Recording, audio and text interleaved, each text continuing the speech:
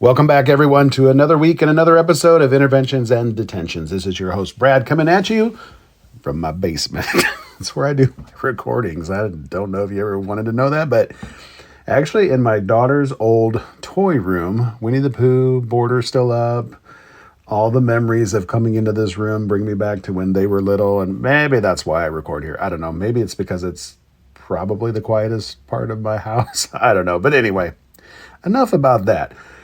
Welcome back, and thanks for tuning in again. We are at episode 2:29. 29 episodes this school year.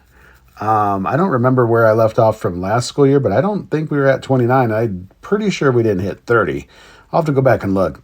If you listen to season one, Kylie and I had a really good thing, and she was not able to stick around. She took another job at another district, and we just didn't think it'd work out, so I kept this train rolling, and it's really evolved into some different things now, with me being solo most of the time and bringing on some guests every once in a while. It has a different feel. You can definitely tell the difference if you go back to season one and tune in, and I highly recommend it. If you haven't, go back and check out season one and all the fun episodes that we did, and dive into season two if you are still playing catch up, or if you're keeping up with me every week. Thanks for tuning in to episode 29 of season two. We're talking about the spring slide today. I think you can all feel it. You're probably right there with me. And let me start it with this. And I don't want you to answer this too quickly. I want you to actually think about it for just a second. Does your classroom, or maybe your building, if it's an administrator that's listening right now, as a whole, feel a little different right now than it did, 6, maybe even 8 weeks ago? I almost said 7 weeks ago. 6 or 8 weeks ago. And I'm not talking academically, because I'm going to guess the academics are still right on where they should be. I'm not talking about reading scores or math growth, none of that. I'm talking about just how it feels when you walk down the hallways, or into the classroom, or into the workroom, or into the lunchroom, or onto the playground. How does it feel? How's the energy? What's the focus like? How's the patience level right now? Because I've seen and heard a lot of things as I've been in classrooms the last couple of weeks. And I've caught myself thinking something shifted. It's not drama or anything that's dramatic. It's really actually kind of subtle. It's consistent. And if you're really honest for a moment, you're probably seeing it too, and hearing it too, and feeling it too. And here's what's interesting to me. There's actually a little bit of research behind these sounds and feels at this time of year. Attendance data across the country shows that student attendance typically dips in these spring months. And we are now officially into spring, especially after March. And we are one more day away from being after March. Tomorrow's March 31st, as I'm recording this on the 30th. Think about behavior referrals. They also tend to increase between March and May in a lot of schools. And even teacher surveys nationally show that teacher burnout peaks in late spring, not December, as many of you would believe.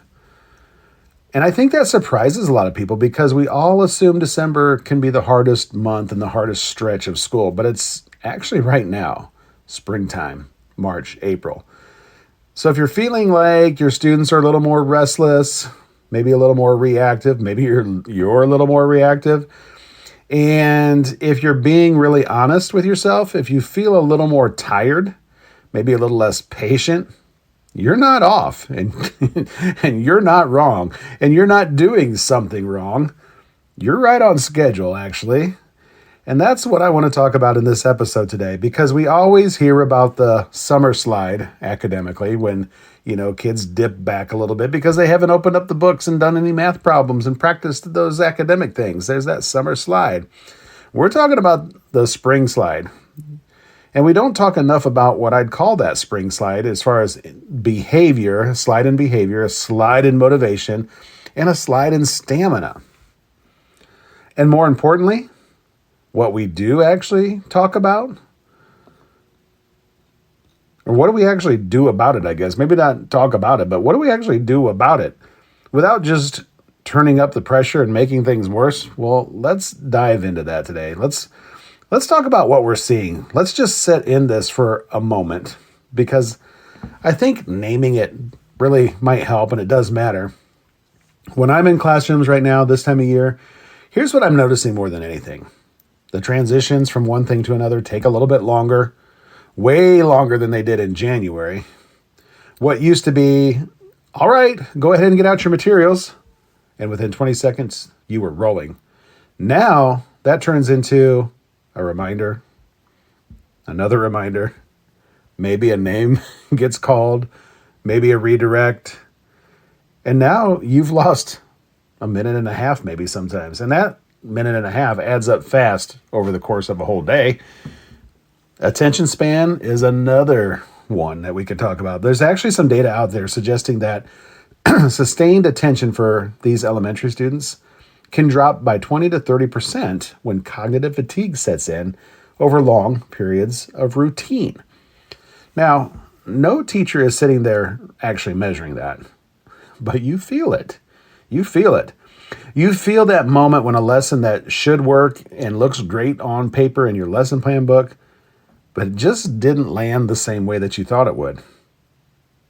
And then there's the behavior, or maybe I should say behaviors. Not necessarily big, not necessarily office referral behavior, although in some places that is also increasing at this time of year. But I'm talking about the low-level, constant stuff, the side conversations, the talking, the noises that we're making at our seats, the blurting out, the off-task behavior that just kind of chips away at you and your lesson and your teaching.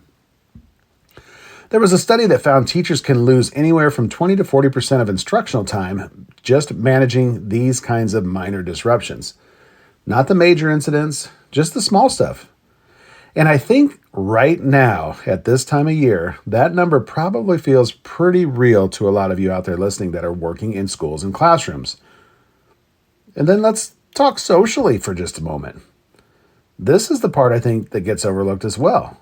Students are just a little quicker to frustration right now, and probably the adults too. We're a little less patient with each other. The students are even more less patient with each other.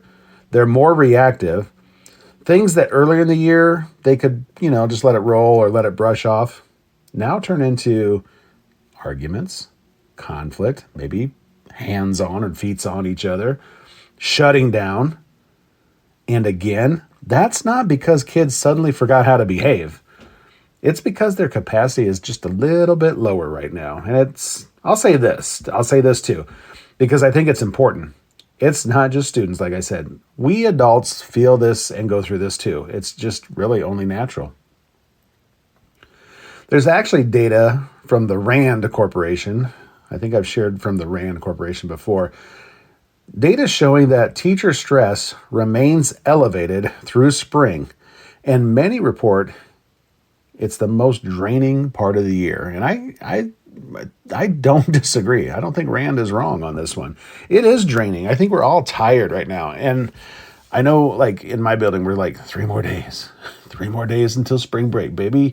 Friday, we're off for Good Friday. We got a whole week, and we're going to come back, and it's going to be so much better. But I often feel like it's even harder coming back from spring break in a building when it's already, you're already feeling that spring slide, and then it's like, okay, only, 25 more days to the end of the school year. For us, it seems like it's real quick because we'll get done before Memorial Day, which is awesome and a well-needed thing. But the next, 5 to 6 weeks are going to fly by very, very quickly for us, and I'm sure for many of you out there. But like I said, coming back from spring break doesn't always fix the problem. I think in our heads we're like, yes, it's gonna make everything better, but it doesn't.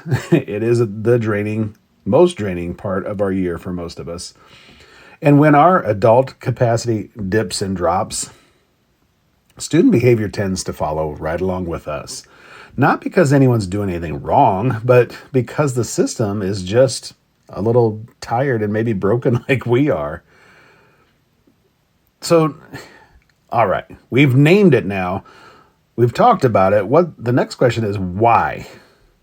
Because if we don't understand the why behind what we're seeing and what we're feeling, we're way more likely to respond in a way that doesn't really actually help us. Let me start here with the idea of routine fatigue. Routine fatigue is real, and we don't talk about it enough. Think about your students. They've been in school since August, same schedule, same expectations, same routine, same structure. And that structure is important. We need it. Don't get me wrong. But after 7, 8, sometimes 9 months, it starts to wear on the littles and the bigs. And there's actually research in cognitive science that shows novelty increases attention and engagement, while that repetition that we know is important over long periods of time without variation can actually decrease attention and engagement. So what happens? Kids don't just necessarily reject the routine. They just stop responding to it in the same way that they used to. It kind of loses its luster. It loses its power. Another piece is just straight up mental fatigue. Students have been learning, processing, being asked to regulate themselves for months on end. And there's research suggesting that self-regulation, things like impulse control, focus, emotional management, it actually declines when that fatigue increases. So when you see those students that are blurting out more, having more emotional reactions, less persistence, that's not really random. Okay? It's not really the moon phases or the atmospheric pressure. It's their capacity. It's our capacity. How much can we endure? One other aspect that a lot of schools face at this time of year, it's a little bit different for Indiana because they're actually spreading this out across a school year, which helps a little bit, but it still pops up now at this time of year. Testing pressure and testing fatigue. It's testing season, and we can't ignore that. Even in elementary settings, kids feel it. The schedules shift because, we're not used to taking these tests, and it's going to throw off our normal routine. There's a little more urgency that the teachers are putting on the kids. This is serious. We want to know what you know, boys and girls, so take this serious. Let's do your best on the test. And sometimes there's a lot less flexibility with all of the testing that's going on. And here's the thing, folks. Studies have shown that performance pressure can increase anxiety and decrease working memory capacity in students. How about that for just a moment? How's that going to help on that standardized test that we're trying to get our kids to do so well on? So the exact time we want kids to be the most focused is often when they're feeling the most pressure. And that shows up, my friends, in behavior, or maybe I should say misbehavior. And then there's the simplest one of all. The world outside changes. More daylight, warmer weather, more opportunity to be active. And there's actually research showing that physical activity and exposure to outdoor environments improve intention and mood in students. And I would say it happens for us adults too. It does actually help us out. So when we're asking them to sit still inside more, while their bodies are basically saying, hey, we should be outside right now, you get a disconnect just automatically. And this one might be the most powerful of them all. We're close enough to the end of the year that students are starting to feel it. And it seems like they start to feel it a little bit sooner every year. But it's not close enough that they can be done just yet. So motivation is starting to drop. There's a concept in psychology where motivation dips in the middle of a long effort cycle. Not at the beginning and not at the end, but right in the middle. But in that stretch where the finish line is visible, but still a little far away, that's where we are right now. And we're seeing that dip, and we're feeling that dip. And I'm going to come back to this because it matters more than what we like to talk about or admit. Adult energy drives a building. That adult energy and culture. There's research from the Learning Policy Institute linking teacher stress directly to classroom climate and student behavior. I don't think that should surprise any of us.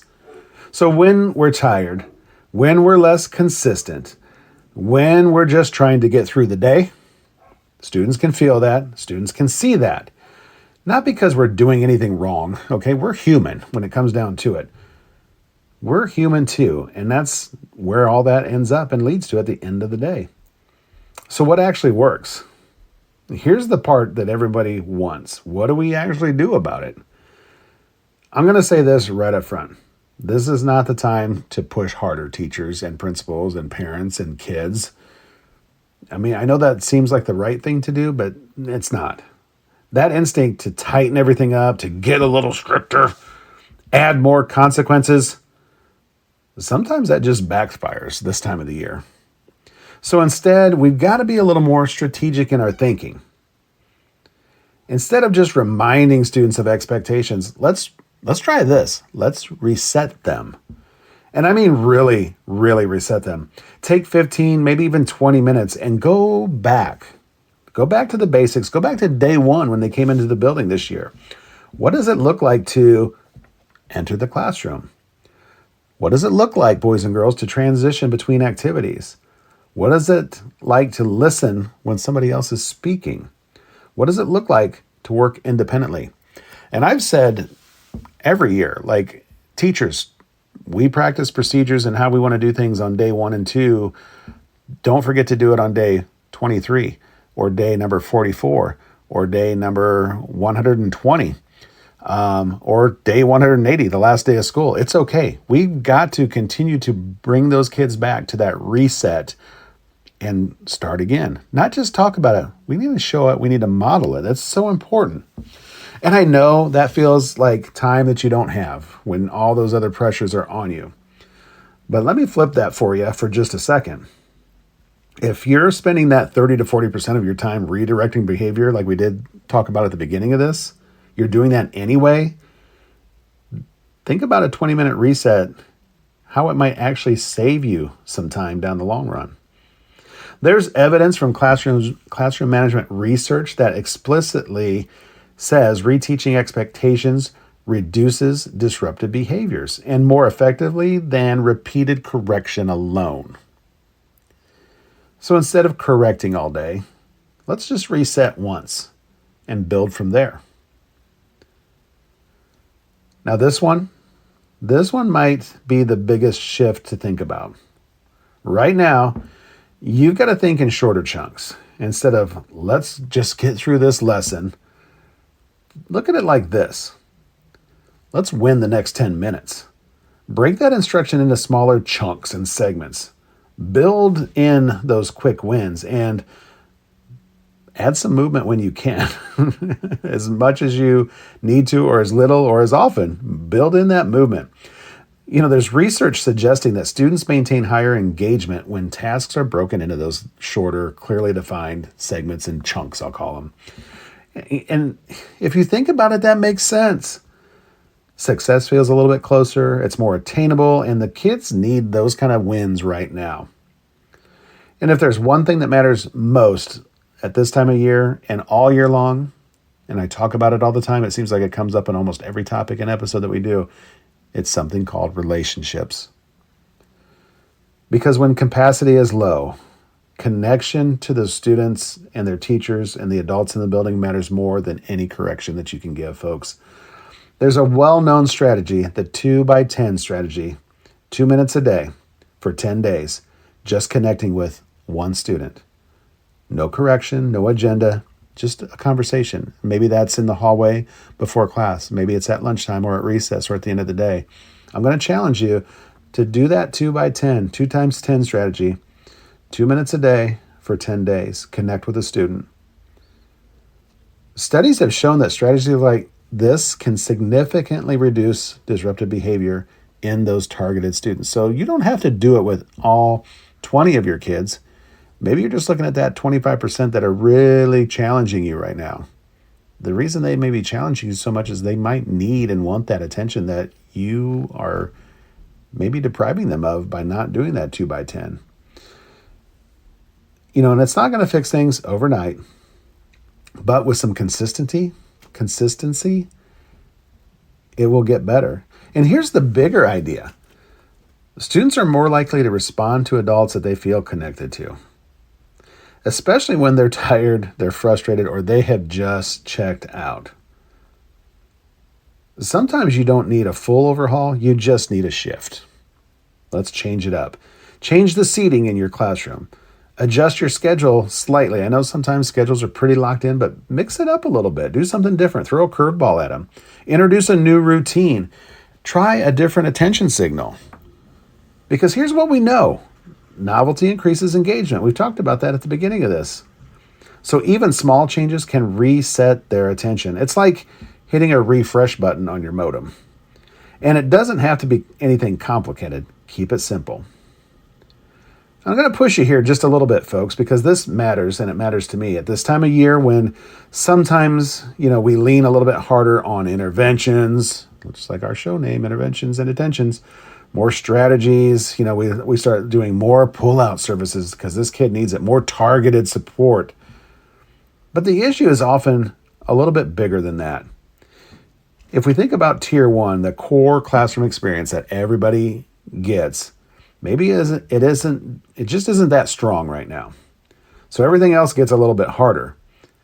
There's research in that multi-tiered systems of support, MTSS, showing that when Tier 1 instruction is strong, fewer students require intensive intervention. And I will wholeheartedly tell you that is correct. I've seen it.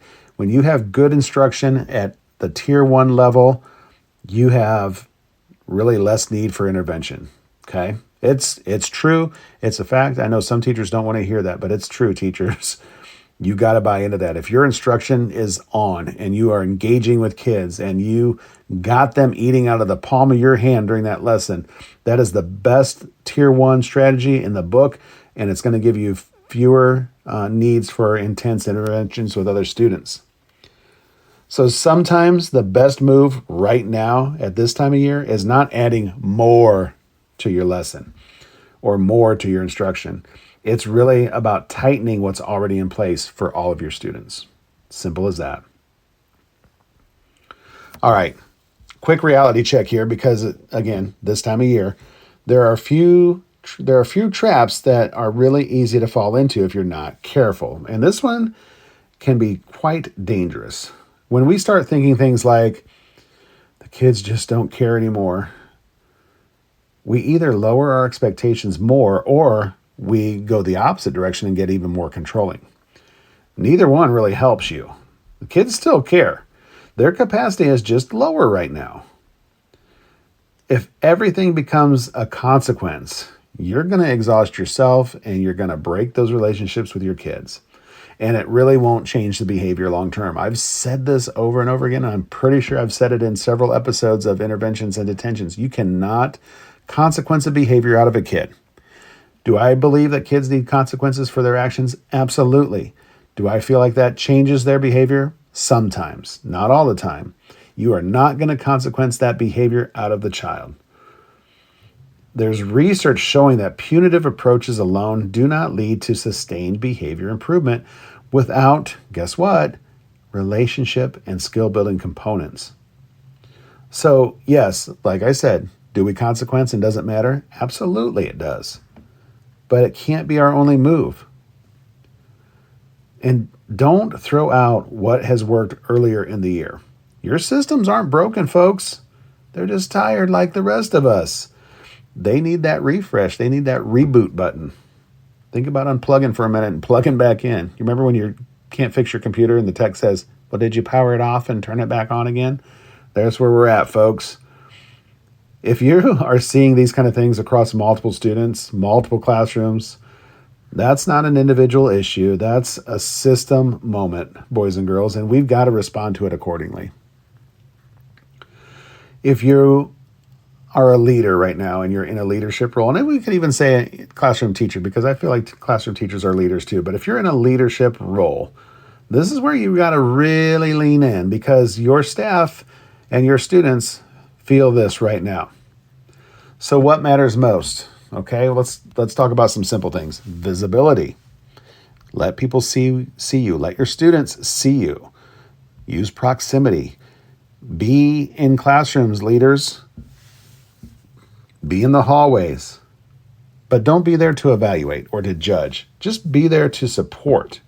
Show them that you're there and you're right there with them. Roll up your sleeves a little bit and jump in. Protect that teacher energy, because right now, energy is the most valuable resource in your building. Doesn't cost you a thing other than a little bit of your time. And it might look like this. Maybe jumping into a classroom for 10 minutes, say, hey, teach, go take a break. I got this for you. Stepping in so that teacher can reset, acknowledge the work that they're doing. There's research out there showing that perceived administrative support is one of the strongest predictors of teacher retention and morale in a building. And I truly believe that. And I will say, do I need to do better at this as a principal? Absolutely. It is so easy to get caught up with the minutia and paperwork and emails. Even when you're out in the building, it's still easy to get caught up to where you don't think about popping into that classroom and just saying, hey, teach, why don't you go take a break? I got you. I got this. I need to do better too. And it's this time of year where those little things matter the most, okay? And third, normalize these things. Sometimes the most powerful thing that you can say is, hey guys, staff, this is a tough stretch right now. What you're feeling is real. Just that little message alone can reset somebody that needs to hear it. So folks, this is where I'm going to leave you today. This isn't a failure point for any of you. It's more of a predictable point. It happens every year at this time. Like I said, maybe a little bit earlier every year, like a day or two, maybe a week or two earlier. It just seems like it's getting earlier and earlier. I don't think it'll back up to Christmas just yet. We got a while before it gets that desperate, but it's that time of year.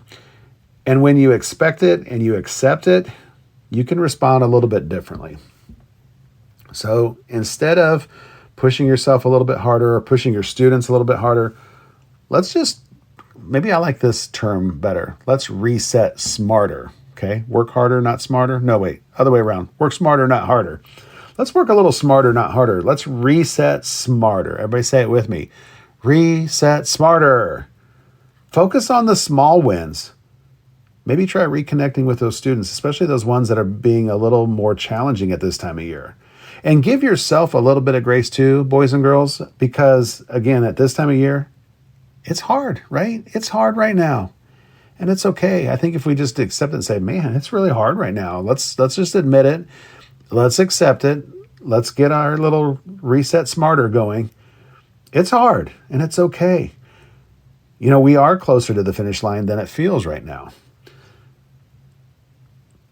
I'll be on spring break next week, so I hope you all will be, or maybe you're already enjoying yours. I mean, I'm hoping if you haven't had spring break, you're getting close to it like we are. I know some schools around us have been on spring break for their second week, right? They get 2 weeks. We get a week. I'll take a week.